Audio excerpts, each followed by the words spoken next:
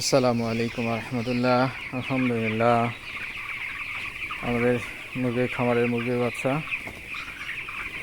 আমাদের এখানে 1200 বাচ্চা আছে। আমরা বাচ্চাগুলো সিপি কোম্পানির কাছ থেকে নিয়েছি। আলহামদুলিল্লাহ, এবার বাচ্চাগুলো মোটামুটি অনেক অনেক অনেক ভালো পেয়েছি। আপনারা একটু খেয়াল করে দেখেন, বাচ্চাগুলো সব হৃষ্টপুষ্ট, অনেক সুন্দর। তারা অনেক খেলতেছে, খাচ্ছে। আলহামদুলিল্লাহ, দেখেই ভালো লাগতেছে।